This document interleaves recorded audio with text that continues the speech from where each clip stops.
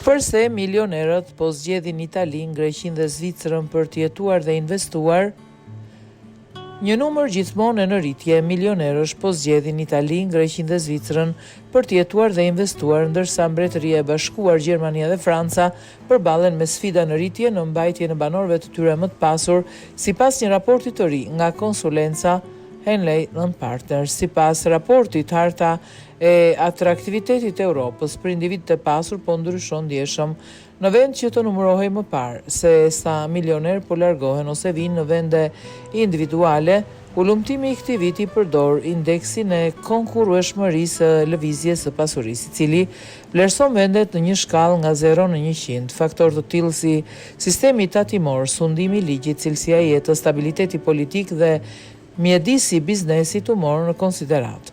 Qipro në krye të Europës.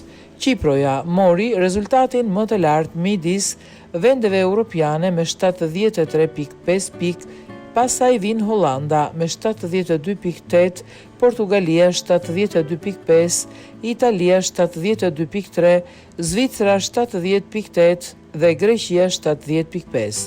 Megjithatë, autorët e raportit veçojnë posaçërisht Italinë, Greqinë dhe Zvicrën si vendet që aktualisht po regjistrojnë interesin më të madh midis migrantëve të pasur.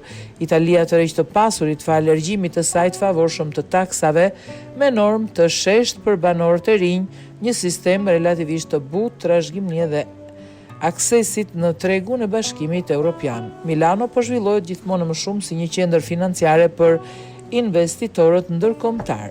Greqia është ndër fituesit më të mëdhenj të ndryshimeve në tregun e migrimit të investimeve, veçanërisht pasi Spanja hoqi programin e vizës së artë dhe Portugalia braktisi modelin që lidhet me investimet në pasuri të paluajtshme. Zvicra nga ana tjetër mbetet sinonim i stabilitetit politik dhe sigurisë kapitalit, gjë që tërheq individ të pasur në kohë pasigurie gjeopolitike. Gjermania, Franca dhe Mbretëria e Bashkuar nën presion. Në anën tjetër të listës janë disa nga ekonomitë më të mëdha europiane. Gjermania arriti një rezultat prej 69.7 pikësh, Norvegjia 69 pikësh, Mbretëria e Bashkuar 68.3 dhe Franca 65.7. Raporti pohon se interesi i qytetarëve britanik për programet alternative të qëndrimit u rrit me 15% midis viteve 2024-2025. Arsyet e cituara janë heqja e statusit të veçantë tatimor për banorët e rinj, ndryshimet në taksën e trashëgimisë dhe heqja e vizave të investitorëve. Një treg i ngjashëm vëret në Gjermani dhe Francë.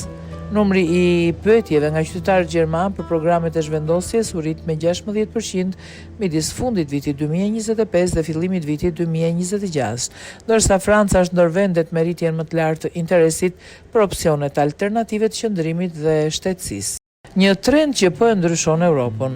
Autorët e raportit besojnë se lëvizshmëria globale e pasurive po ndryshon me shpejtësi dhe se vendet europiane po konkurrojnë gjithmonë më shumë për të hequr kapital, investime dhe individ shumë të kualifikuar. Megjithatë, ekspertët paralajmërojnë se rezultatet e anketës duhet shihen si një tregues i trendeve dhe jo si një përfaqësim i saktë i lëvizjes milionerëve, pasi metodologjia për mbledhjen e të dhënave ka qenë një burim debati midis analistëve ekonomik për vite me radhë.